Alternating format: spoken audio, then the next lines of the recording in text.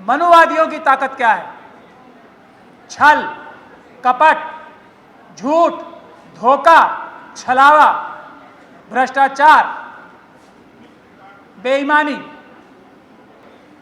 जजेस भी हमारे सेवक हैं, नौकर हैं हमारे जजेस।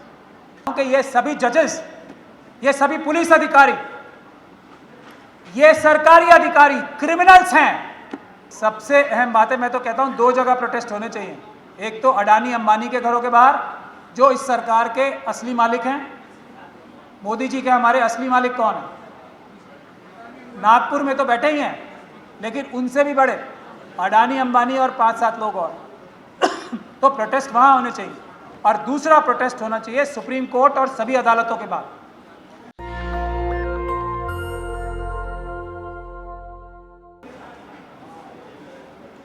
ये जो आज का सम्मेलन है, ये क्या एक ऐसा संदेश, आप लोग देश के सभी हिस्सों से आए हुए हैं, एक ऐसा संदेश पूरे देश में ही नहीं पूरी दुनिया में ले जा सकता है कि इस देश में सिर्फ 2 पक्ष हैं, तीसरा कोई पक्ष नहीं है। एक पक्ष है मनुवाद, यानी मनुस्मृति से ये देश चलना चाहिए। दूसरा पक्ष है अंबेडकरवाद, यानी ये देश संविधान से चलना चाहिए। मनुस्मृति वाले लोग चाहते हैं कि इंसान इंसान के बराबर ना रहे जैसा पहले होता था। अंबेडकरवादी, संविधानवादी चाहते हैं कि इंसान इंसान के बराबर है, था और रहेगा। ये बुनियादी फर्क है। इसके अलावा किसी डिबेट, किसी डिस्कशन में मेरे ख्याल से पढ़ने की आवश्यकता नहीं। अगर 2 पक्ष होते हैं, एक दूसरे के सामने खड़े होते हैं, तो जाहिरी बात है आपस में एक युद्ध तो होता ही है। युद्ध में सेनाएं होती हैं और सेनाओं की ताकत होती है। मनुवादियों की ताकत क्या है? छल, कपट, झूठ, धोखा, छलावा, भ्रष्टाचार, बेईमानी। हमारी ताकत क्या है? हमारी ताकत इससे कहीं ज्यादा है। हमारी ताकत पहली है सच, और दूसरी है हमारे नंबर्स। हम लोग SC, ST, OBC, माइनॉरिटीज और महिलाएं मिला के इस देश में 92.5% तो कम से कम है ही। सही बात है ना ये? और हमारे साथ सच है।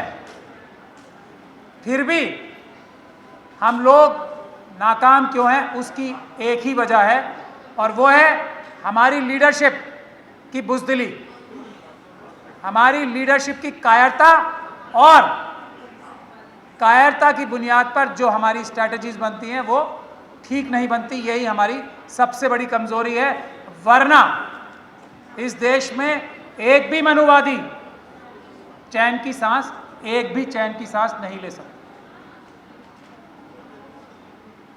आज बहुत ऐतिहासिक समय है, और मैं बहुत खुश हूं इस बात से कि जुल्म और ज्यादती की मनुवादियों ने इंतहा कर दी है। जो इंतहा सम्राट अशोक के जो वंशज थे, उन्हें झूठ, धोखा और कपट से हटाकर मनुवादियों ने अपनी सरकार बनाई थी। आज भी वही टाइम है। EVM के जरिए ये धार्मिक उन्माद, झूठा, मुसलमानों के प्रति नफरत पैदा करके छल और कपट से आज फिर मनुवादियों ने, जैसे उस समय अशोक सम्राट के वंशजों से सत्ता छीनी थी, आज फिर उसी धोखे, छल कपट से दोबारा मनुवादी सत्ता में आ गए हैं। तो इन्हें हटाएंगे कौन? अंबेडकरवादी। इनको इनकी सही जगह, सभी को जेलों में कौन पहुंचाएंगे? अंबेडकरवादी। लेकिन उसके लिए अब करना क्या होगा? पहले हमें समझना पड़ेगा कि हो क्या रहा है हमारे देश में। बाबा साहब डॉक्टर भीमराव अंबेडकर ने संविधान के माध्यम से एक वोट की ताकत हर एक व्यक्ति को दी थी। इसका मतलब क्या है? इसका मतलब सीधा सीधा ये है कि हम में से हर एक इस देश का बराबर का मालिक है। जल, जमीन और आसमान, समुद्र के नीचे और आसमान तक जो भी कुछ है भारत की धरती पे, उसका हर एक इंसान बराबर का मालिक है। और आज हो क्या रहा है? कुछ मुट्ठी भर लोगों ने 75% से ज्यादा देश की संपदा अपने कब्जे में कर ली है, और यही सबसे बड़ी देश का दुर्भाग्य है जो हो रहा। इसको खत्म करना है। उसके लिए संविधान को इंप्लीमेंट करना जरूरी है। अगर हम सिर्फ संविधान ही इंप्लीमेंट कर लेंगे सब मिलके, तो मैं समझता हूं ज्यादातर हमारी समस्याएं हल हो जाएंगी। संविधान को इंप्लीमेंट करने के लिए मैं, क्योंकि न्यायिक व्यवस्था से आता हूं, ऑफिसर ऑफ द कोर्ट कहा जाता हूं। अब पता नहीं कैसे ऑफिसर, आजकल हम वकील साहब भी रह गए सब, लेकिन जो भी है तो है ही। तो सबसे पहले मैं जुडिशरी के बारे में बताता हूं। बाबा साहब के संविधान के हिसाब से हमारे देश में 4 प्रकार के नौकर हैं जो देश के मालिक हैं, वी द पीपल की सेवा करने के लिए हैं।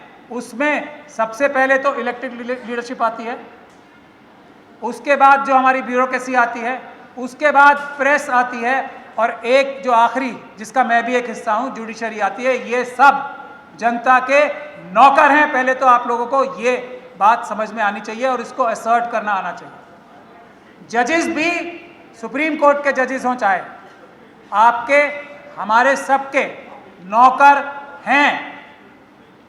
क्या हम उन्हें नौकरों की तरह ट्रीट करते हैं? नहीं। ये हमारी सबसे बड़ी कमी है। मैं अपना विषय जो है जुडिशरी पे ही ज्यादा रखना चाहता हूं आज। क्या जो हमारी जिम्मेदारी है, ओपन कोर्ट का कॉन्सेप्ट क्या है? ओपन कोर्ट का कॉन्सेप्ट यह है कि हर एक इंसान जाके कोर्ट में देखे कि ये जज साहब जो हैं ये ईमानदारी से फैसले कर रहे हैं या बेईमानी से। यही है ना ओपन कोर्ट का फैसला या जो कॉन्सेप्ट है। क्या हम, और अगर वो बेईमानी से काम कर रहे हैं जजेस, तो उसको क्रिटिसाइज करना देश के हर एक नागरिक का फर्ज बनता है या नहीं बनता है? हम लोग कितनी जजमेंट्स को क्रिटिसाइज करते हैं आज खुले मंचों से? एक भी नहीं। यह है हमारी एक सबसे बड़ी कमियों में से एक कमी। ये कोलिजियम सिस्टम वगैरह तो बात की बात है। अगर हम सब खड़े होके जजमेंट्स को क्रिटिसाइज करना शुरू कर देंगे, जो हमारा अधिकार है, तभी बहुत सुधार हो जाएगा। असली सुधार तो तभी आएगा जब हमारी सरकार होगी, SC, ST, OBC और माइनॉरिटी अम्बेडकरवादियों की सरकार होगी, तभी आएगा। लेकिन उससे पहले हमें जुडिशल सिस्टम पे हमारे सबसे ज़्यादा ध्यान देना चाहिए। उसके लिए सबसे पहला काम यह है कि जजेस का जायज़ क्रिटिसिज्म, जो इंटेलेक्चुअल क्रिटिसिज्म है, बहुत ही मुखर रूप से करना शुरू हमें करना चाहिए। ऐसा मैं आह्वान करता हूं। हर एक जजमेंट को हमें क्रिटिसाइज करने की क्षमता होनी चाहिए। हम बहुत सारे पॉलिटिकल लीडर्स पे बहुत सारी बातें करते हैं, जजेस पे भी उसी तरीके की टिप्पणियां बहुत जरूरी हैं, उनकी जजमेंट्स पे ऐसी टिप्पणियां बहुत जरूरी हैं। मैं आप लोगों को पूरी जिम्मेदारी के साथ कह रहा हूं कि भारत के इतिहास में, भारतवर्ष के इतिहास में, अभी गौतम साहब ने मुझे समझाया, आजाद भारतवर्ष के इतिहास में एक भी जजमेंट में, पहले इसे चैलेंज करके ये बात बोलता हूं, SC, ST, OBC, माइनॉरिटीज या महिलाओं के हक में एक जजमेंट किसी भी हाई कोर्ट से, बहुत रिसर्च कर रहे हैं हम लोग, या सुप्रीम कोर्ट से पूर्ण रूप से उनको उनके अधिकार देने की आ जाए, कोई मुझे दिखा दे एक जजमेंट, तो मैं वकालत छोड़ दूंगा। यह है देश की सच्चाई। एक भी पूर्ण न्याय करने की जजमेंट नहीं आई है। बहुत सारी जजमेंट जो थोड़ा बहुत न्याय करने की आई हैं, उनके ऊपर कोई अमल नहीं करता, जीरो अमल होता है उन पर, जीरो। और हम जजेस का क्रिटिसिज्म ही नहीं करेंगे तो ये अपने मन से जो है ना, जो हमारी खुद की बनाई हुई बंदिशें हैं, वो निकालना बहुत जरूरी है। जजेस भी हमारे सेवक हैं, नौकर हैं हमारे जजेस, वी द पीपल के। तो मेरे सामने यहाँ डॉक्टर रितु सिंह बैठी हैं, डॉक्टर उदित राज भी बहुत अच्छे से इस केस को जानते हैं, प्रोफेसर रतन लाल साहब अभी यहाँ मुझसे पहले बोल चुके हैं। तो उन्होंने कुछ बताया इस बारे में। मैं इसको थोड़ा सा और आगे बढ़कर बताना चाहता हूं। जो इस कॉलेज के प्रिंसिपल हैं, बोलेंगे लोग कि सब जुडिस मैटर है, सब जुडिस कुछ नहीं होता। हम कोई कोर्ट के फैसलों को तोड़ने मरोड़ने की या उनको इन्फ्लुएंस करने की चेष्टा नहीं कर रहे हैं, और हमारी हैसियत ही क्या है जो हम इन्फ्लुएंस कर पाएंगे। इन्फ्लुएंस तो मनुवादी कर रहे हैं, क्योंकि उसी समाज के लोग जुडिशरी में 90% से ज्यादा बैठे हैं। हम लोग इन्फ्लुएंस कर ही नहीं सकते, तो हमें टिप्पणी करना नितांत आवश्यक है। डॉक्टर रितु के केस में एक प्रिंसिपल है देश के एक महनाज कॉलेज की, दौलत राम कॉलेज की, तथ्यों पर बोल रहा हूं। डॉक्टर रितु यंग एज में वहां सबसे अच्छी प्रोफेसर मिल गई, तो इंफीरियरिटी कॉम्प्लेक्स हो गया। ये तो हमें एक्सपोज कर रही है, ये देश की सच्चाई है। इंफीरियरिटी कॉम्प्लेक्स कर रही है, तो ये तो इसको हम किसी तरह से हटा नहीं सकते। पढ़ाने लिखाने में सबसे अच्छी है, इसकी क्लास में सबसे ज्यादा स्टूडेंट्स इसे लाइक करते हैं, हटाएं कैसे? तो डॉक्यूमेंट फोर्ज करती है एक प्रिंसिपल दौलत राम कॉलेज की, जो देश के सबसे बड़े कॉलेजों में से एक आता है, दिल्ली यूनिवर्सिटी। स्टूडेंट्स के नाम पर डॉक्यूमेंट फोर्ज करते हैं इनको हटाने के लिए, और हटाती है डॉक्यूमेंट फोर्ज करके, और ये हाई कोर्ट जाती हैं।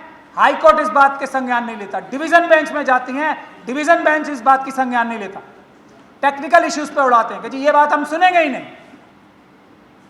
जबकि सुप्रीम कोर्ट की एक नहीं दसियों जजमेंट्स ये बात को कहती हैं कि सारे कोर्ट्स की एग्जिस्टेंस, यानी का उनका अस्तित्व इसलिए है कि वो सच की तलाश करें। न्याय का मतलब क्या है? सच की तलाश करके उसको इंप्लीमेंट करना। तो डॉक्टर रितु का वो फर्जी डॉक्यूमेंट पे हटाया जाना दिल्ली हाई कोर्ट के सिंगल जज ने नहीं देखा, दिल्ली हाई कोर्ट के डिवीजन बेंच ने नहीं देखा। फिर डॉक्टर रितु जाती हैं अपनी कंप्लेंट करने एफआईआर की, क्योंकि इनको उससे पहले लीगल एडवाइस ही नहीं थी कि इनके साथ जो ये हुआ है ये SC/ST एक्ट में एट्रॉसिटी है।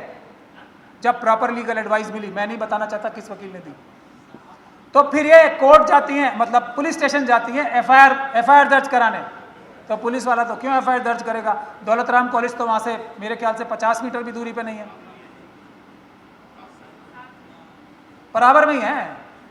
और एक वो बताती है, मैं भूमिहार कम्युनिटी से आती हूँ, जिसकी रणबीर सेना है, और रणबीर सेना ने क्या किया वो समझ लो, मैं भी वही करूंगी। ये ओपनली बोलती हैं, रणबीर सेना की धमकी देती हैं।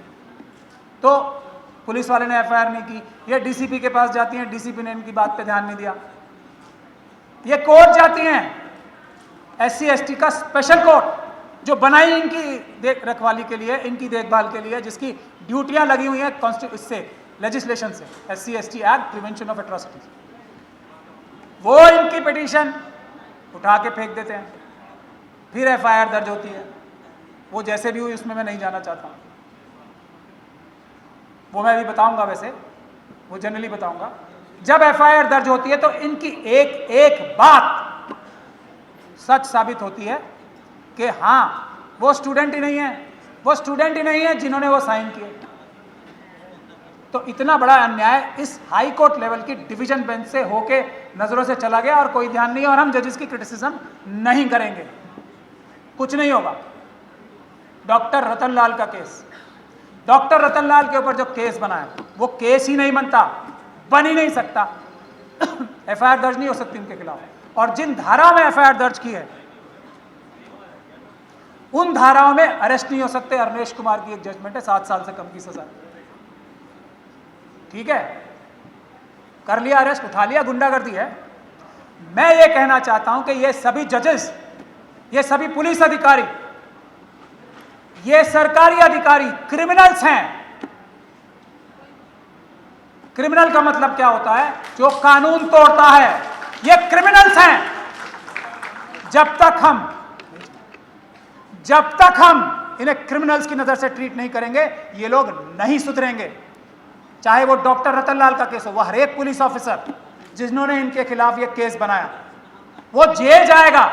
जब तक नहीं जाएगा ये अन्याय होते रहेंगे।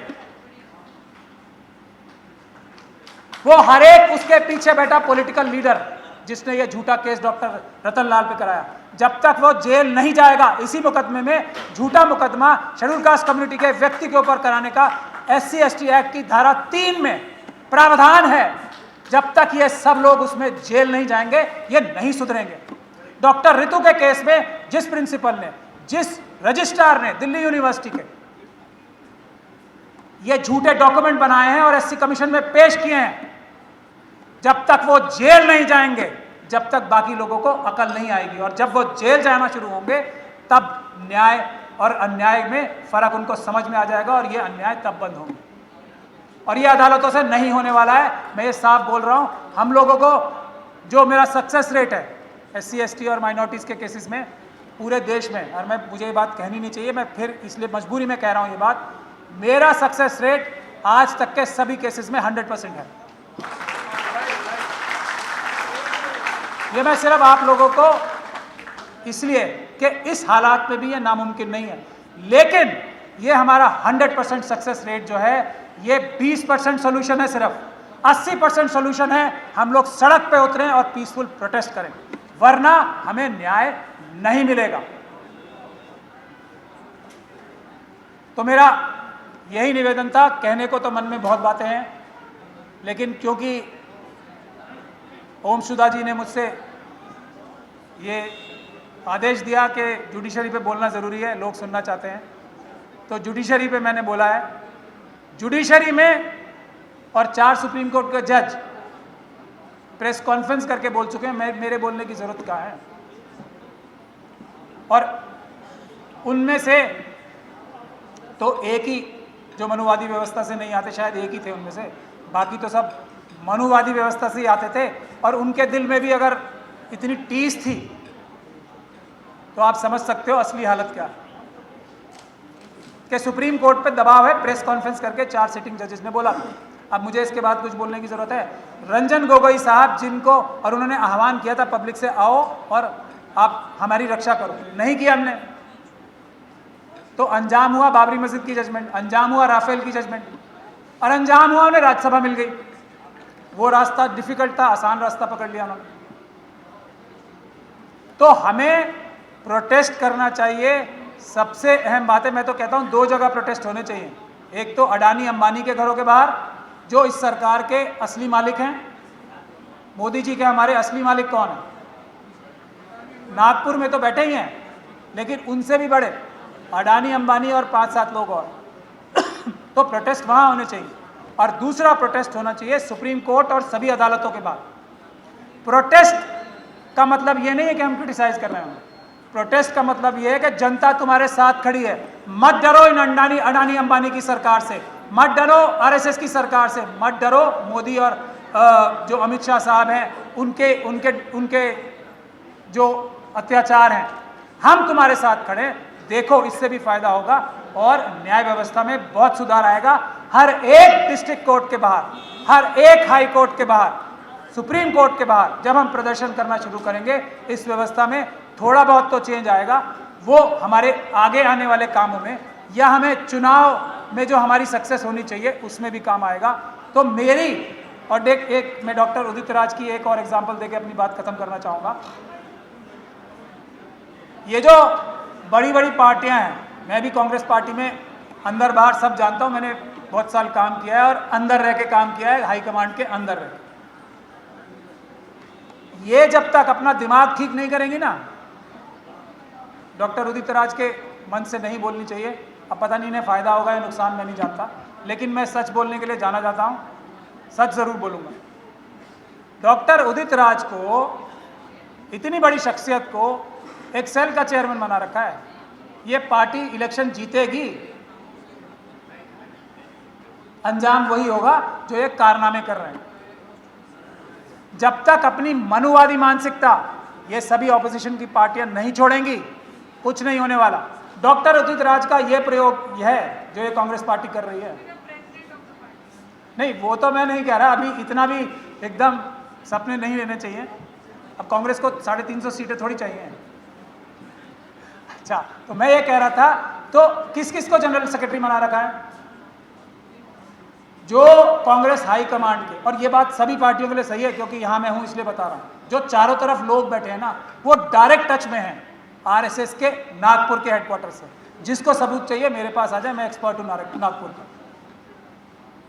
तो डॉक्टर उदित राज को तो अब उदित राज साहब क्या कर रहे हैं? ये है बड़ी बड़ी पार्टियों के फेलियर की वजह, लेकिन वो खुश हैं क्योंकि उनके चारों तरफ जो लोग हैं उनको समझा रहे हैं बाय डिफॉल्ट जीत जाओगे। तो बीजेपी इतनी अनपॉपुलर हो जाएगी सडनली, पता नहीं कैसे, कि ईवीएम का भी असर खत्म हो जाएगा। और ये जो देश में हिंसा का माहौल बनाते हैं, मैं तो यही कहता हूँ कि ये सब आरएसएस वाले पाकिस्तान और चाइनीज़ जो वहाँ की एस्टेब्लिशमेंट है उसके साथ मिलके देश का ये बेड़ा गर्क कर रहे हैं जान के। तो जब ऐसा है तो डॉक्टर उदित राज कोई अकेले नहीं है, ऐसे बहुत सारे बड़े बड़े लोग हैं जो अपोजिशन पार्टियां जिन्हें निगलेक्ट करती हैं, और उसकी वजह से भारतीय जनता पार्टी की ये सारे जो गंदे कारनामे हैं, जो आरएसएस और मनुवादियों के गंदे कारनामे हैं, वो कामयाब होते हैं। तो मुझे बस और ज़्यादा कुछ नहीं कहना है। कुछ गलती हुई तो माफ़ी भी चाहता हूँ आप लोगों से, लेकिन ये मेरे मन की भावना है। हाँ, एक बात मैं और भूल गया कि हमें फाइनेंशियल डिपेंडेंस अपनी करनी चाहिए, अपने लोगों के साथ ही बिजनेस करना चाहिए। और ये हमें सिखाते हैं ना, चलो इनसे एक बात तो सीख लें। ये बहिष्कार सिखा रहे हैं कि मुसलमानों के साथ कोई व्यापार नहीं करना चाहिए। अगर इनकी बात सीख के हम ये कहें कि हमें ब्राह्मणों के साथ कोई व्यापार नहीं करना चाहिए, अपना बैंक बनाना चाहिए। अभी गौतम साहब यहाँ बैठे हैं मौर्य जी बैठे हैं यहाँ पे, इन्होंने लॉर्ड बुद्धा बैंक बनाया है, भंते जी भी यहाँ बैठे हैं। तो उसमें पैसे जमा क्यों ना करें? हमारे ही पैसे हमारे खिलाफ इस्तेमाल करते हैं। हमारे लोगों ने, गुजरात में भी हमारे एक साथी हैं, उन्होंने एक वो बनाया है बहुत बड़ा, जो ये अमेज़न टाइप एक सर्विस सेंटर बनाया है, मॉल बनाया है। तो उन सब लोगों के साथ ही व्यापार करें, इनका बहिष्कार करें। मैं तो ये कहता हूं, एक भी ब्राह्मण को अगर आप वोट देना ही बंद कर दें, SC ST OBC चलिए बाद में हमारी जो लड़ाई है लड़ते रहेंगे, ब्राह्मण को वोट ही देना बंद कर दें तो देश की अर्थव्यवस्था, देश सुधर जाएगा। मनुवाद को बहुत बड़ा झटका लगेगा कि एक भी ब्राह्मण को हमने वोट ही नहीं देना, चाहे किसी भी पार्टी से। इतना कर लें बस। और एक आर्थिक बहिष्कार जो ये हमें सिखा रहे हैं मुसलमानों के लिए, वही इनके साथ कर लें, क्योंकि भाई हमें ऐसा लगता है, हमारे जो अम्बेडकरवादी हैं, कि हमारे साथ अत्याचार जो है ये मनुवादियों ने, ब्राह्मणों ने किया, तो हम इनका बहिष्कार कर दें। ये दो चीज़ें कर लें हम, तो देश में बहुत सुधार आ जाए। बस इन्हीं बातों के साथ मैं आप सभी लोगों का बहुत धन्यवाद करता हूँ। नेशनल दस्तक की आपसे गुजारिश है कि अगर इसको बचाना चाहते हैं तो नेशनल दस्तक को सब्सक्राइब करने के लिए रेड कलर के सब्सक्राइब बटन को दबाएं, फिर बेल आइकन की घंटी दबाएं। नेशनल दस्तक को बचाने के लिए बहुत जरूरी है कि हर खबर को शेयर करें, लाइक करें, कमेंट जरूर करें।